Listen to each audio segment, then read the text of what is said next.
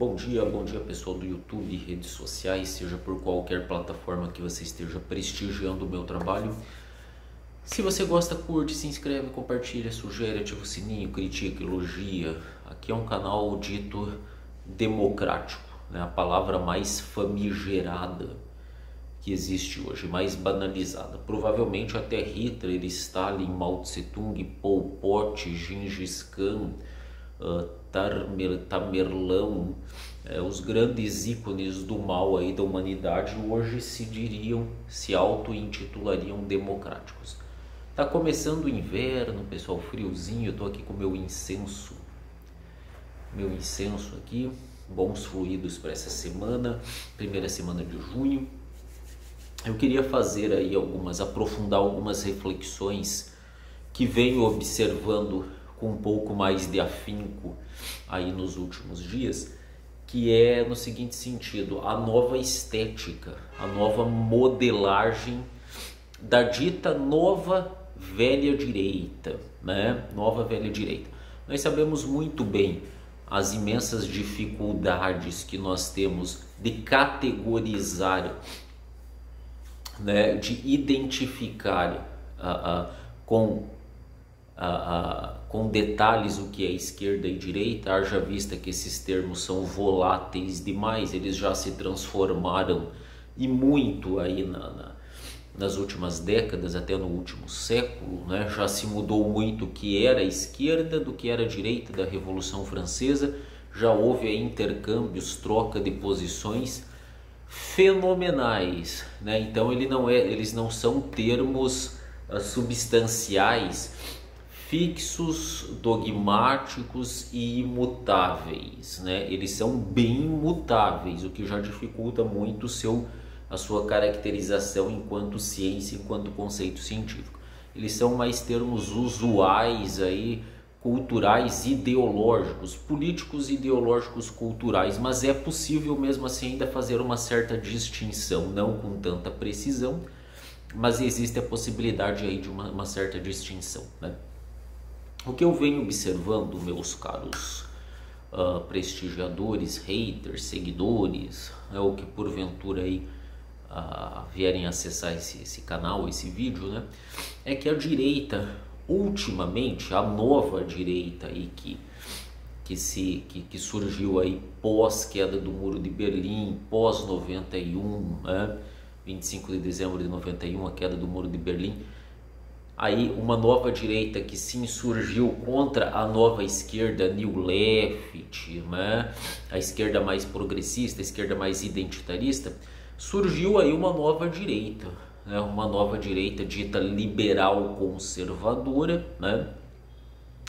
Que buscava aí um resgate aí de certas tradições do Ocidente ligadas aí ao cristianismo, aos valores da família, né?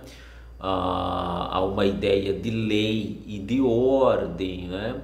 Aí a gente sempre pergunta, né? O velho esquerdismo sempre pergunta, mas a lei e ordem a favor de quem, no fim das contas, né? Para quem, contra quem e a favor de quem, né? Fazendo a exegese. Existe uma nova direita, né? Que em cada situação, cada espaço-tempo onde ela atua, ela tem uma determinada configuração, né? Aqui no Brasil ela assumiu aí uma estética, uma roupagem evangélica ou católica tradicional no campo cultural, com um discurso político mais liberal, no sentido de menos interferência do Estado na economia, né? E ideologicamente aí ela tem alguns nichos de resistência, o antipetismo, o antiprogressismo, né? Há um forte vínculo da direita com o antiprogressismo, né? Contra a contracultura, né? Aí que é a bandeira aí das últimas décadas aí, principalmente pós 68, principalmente pós Escola de Frankfurt, né?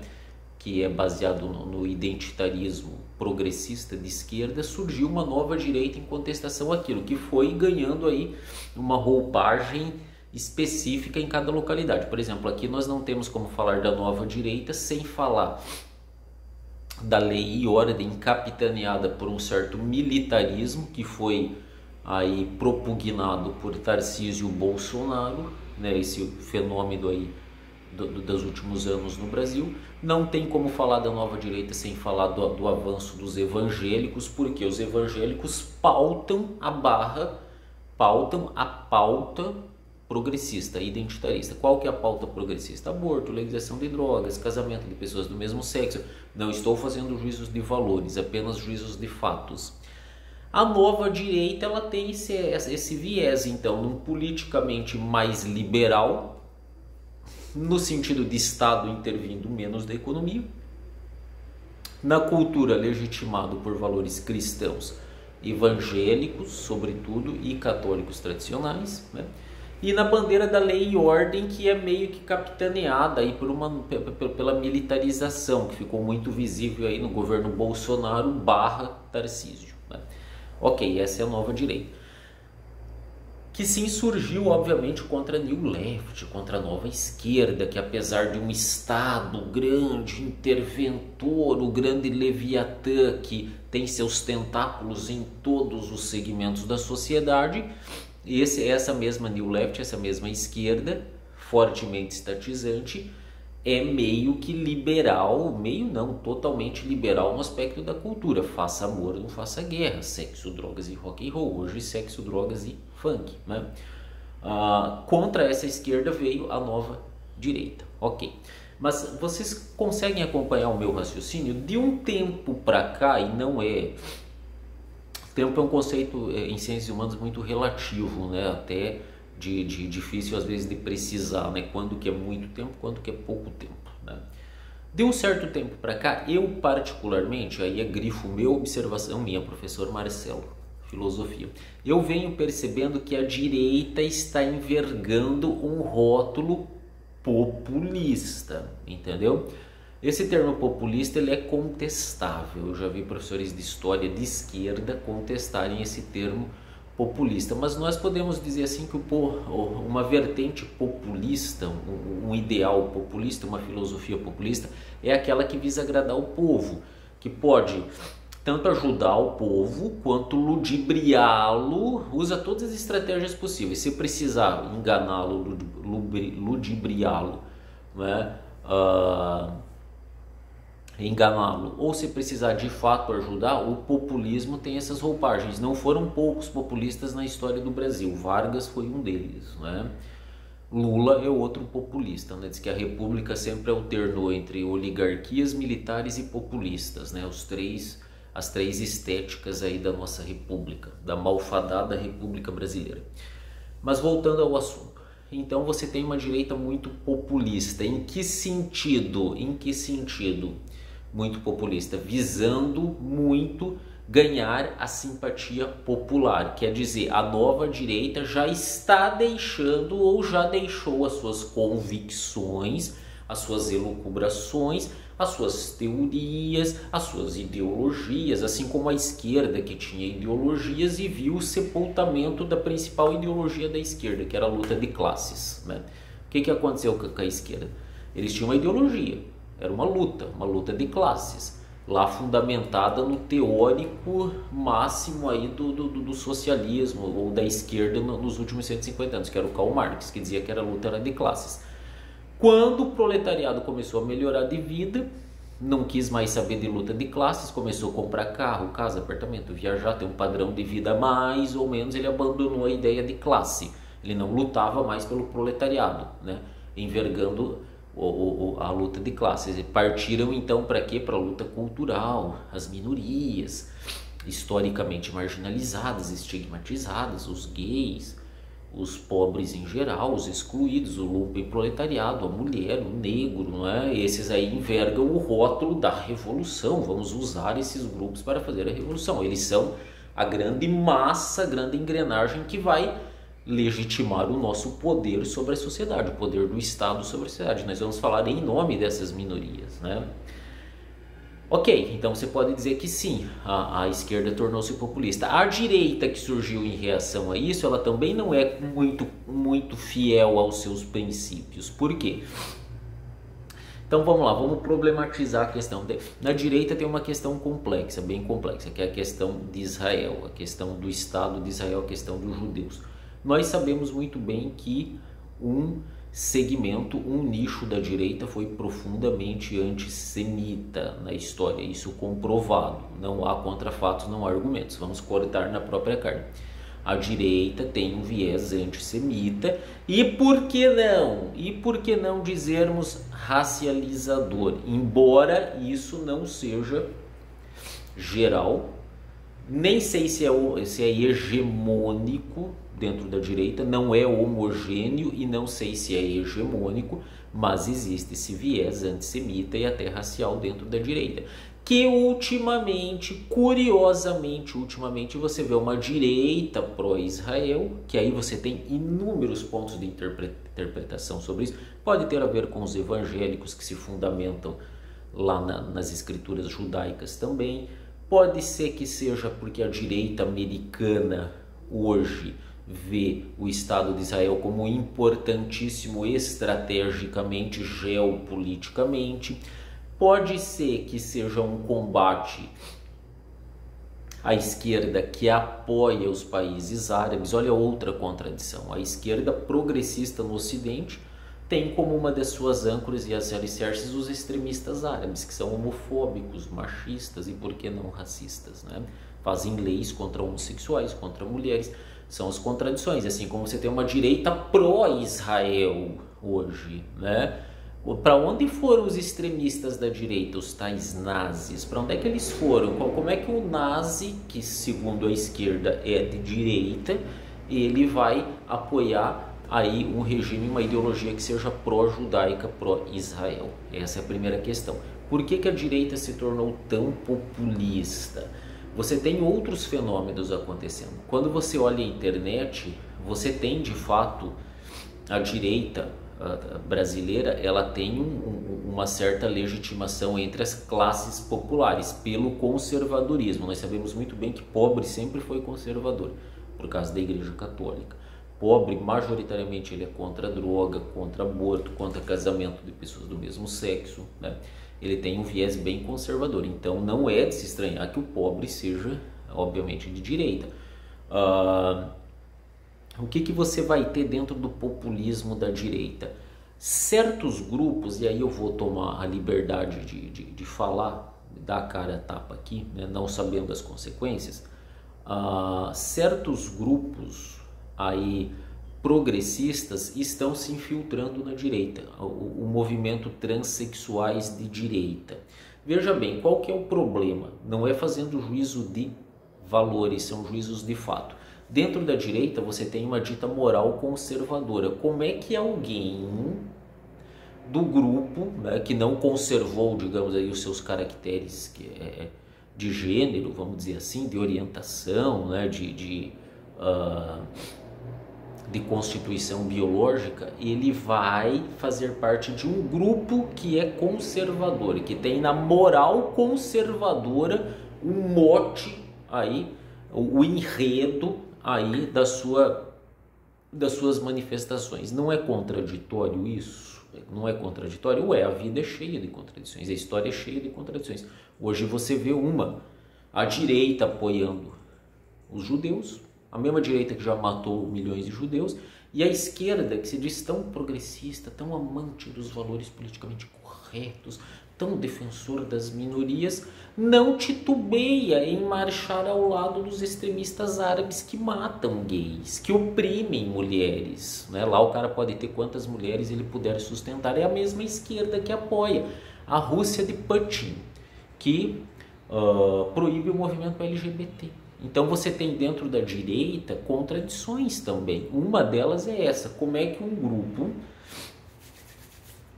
dito transexuais, né? Tudo bem, eu não estou criticando o fato dele ser isso ou ser aquilo, ele faz absolutamente o que ele quiser. Outra contradição da direita: a gente acredita nas liberdades individuais, mas a gente tem uma moral conservadora que justamente poda as liberdades individuais. É uma contradição nossa que nós temos que caminhar com isso, que o esquerdista ele joga e ele escarnece isso na nossa cara, assim como nós temos que escarnecer na cara deles que eles apoiam regimes ditatoriais lá dos árabes lá contra os judeus. Como é que o movimento ele abraça uma ideia conservadora, uma moral conservadora, e eu não estou fazendo juízos de valores de nenhum lado, sendo que ele, né, não conservou, não tem, digamos assim, eu não sei das convicções ideológicas, mentais, mas ele não é de um grupo que seria representado pela direita. A direita iria justamente cercear a liberdade dele ser o que ele quer ser, porque a moral da direita conservadora é uma moral que não permite que você faça bem o que queira, né? Meu corpo, minhas regras, o princípio feminista, né? A moral da direita não permite, ela é castradora nesse sentido, né? Uma moral cristã, ela é o que? Educativa do próprio corpo, no sentido de você conter aí os seus impulsos, os seus instintos, né? E não há uma sincronicidade, digamos assim, não há uma afinidade entre uma moral conservadora e transexuais, por exemplo. Não estou dizendo quem está certo, quem está errado, o que deve ser. Eu não estou dizendo como que o mundo deveria ser. Eu estou analisando uma contradição de fato. Uma contradição de fato. Não são juízos de valores de certo e errado, de bem e de mal, de belo e de feio. Não é isso que eu estou dizendo. Eu estou dizendo que não há uma afinidade entre uma direita conservadora, de base de moral conservadoras, apregoada em valores milenares ou valores seculares, né? Que é uma volta à origem, a um passado ideal e bom, que ninguém sabe se existiu, né? Mas que de fato existem narrativas dele, versus uma moral mais progressista, que diz assim, olha, faz com o seu corpo, com a sua vida o que você quiser. Não há uma afinidade disso aí. Então a direita, no afã de buscar ser populista, ela está deixando aí talvez a sua identidade, a sua ideologia, a sua moral fundadora, a sua moral basilar, né? Não são juízos de valores, de julgamento, de ética, de moral, são juízos de fato, analisando as proposições de fato. Existem contradições tanto na esquerda quanto na direita, só não vê quem não quer, não é mesmo? Então você tem aí ó, o mundo escancarado hoje, né? Uma esquerda que defende valores progressistas no Ocidente, mas não titubeia em apoiar extremistas árabes lá que matam homossexuais e reprimem mulheres. E podem ser racistas também, no caso da Rússia, lá o Putin, né? Que proibiu o movimento LGBT. E uma direita que apoia Israel e que, no afã de se tornar populista, está começando a relativizar os valores, né? Uma coisa que nunca vai se coadunar com a direita mais conservadora é a relativização de valores, né? O progressismo laico e liberal, ele é uma bandeira da esquerda, porque eles relativizam os valores. Não há valores fundamentais, é o pragmatismo, é o que é útil para o momento, entendeu? Por isso que nós às vezes olhamos esses movimentos da história nazi-fascismo, o que eles tinham de conservador? Se eles queriam um novo homem, uma revolução para surgir um novo homem, né? Eles não tinham bandeiras conservadoras, cristãs, morais, eles tinham um ideal revolucionário, uma nova Alemanha, um novo homem, né? Então, olha só, vamos prestando atenção aí nas estéticas, nos discursos, nas narrativas, nos discursos para as massas que os líderes aí, os mentores intelectuais aí, os engenheiros sociais, né? Os agentes fazem para a massa e o que eles fazem no seu círculo interno. Uma coisa é o que eles dizem para as massas, a massificação. O bolsonarismo é uma massificação que tem vários nichos também.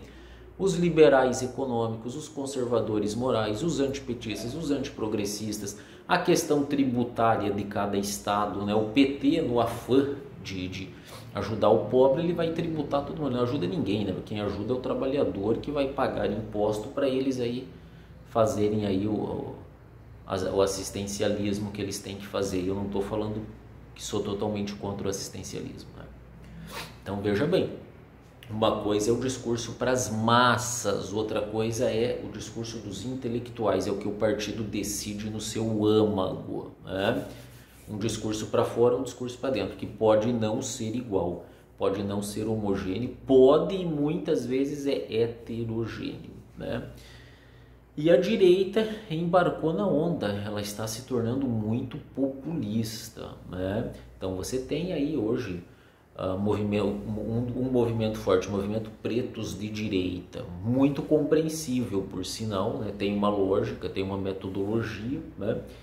Transsexuais de direita já carece de uma certa explicação, como que uma moral conservadora tradicional ela vai absorver, digamos assim, um comportamento progressista, laicista no sentido de liberal, né, no sentido liberal, de fazer com o seu corpo aquilo que você quer, quando que a moral conservadora é justamente o oposto. Você não pode fazer com o seu corpo o que você quer. Tem leis, tem regras oriundas de um passado, de um passado onde as coisas caminhavam corretamente, supostamente, né? E nesse afã aí a direita tornou-se populista. Nós temos hoje uma direita populista com absoluta certeza e com uma certa legitimidade, né, com um discurso que tem legitimidade perante o povo, porque o povo vê, né, que uma elite aí intelectual, uma elite econômica domina a sociedade com discursos demagógicos, né? Com discursos demagógicos, pró-desarmamento, aquecimento global, né? É tudo uma conversa que o pobre sabe que é furada, né? Ideologia de gênero, você tem 300 e tantos gêneros, você acha que povo trabalhador está preocupado com isso? Não tá, né? Tá bom, pessoal? Valeu. Se você discorda, comenta, compartilha, critica, tá bom?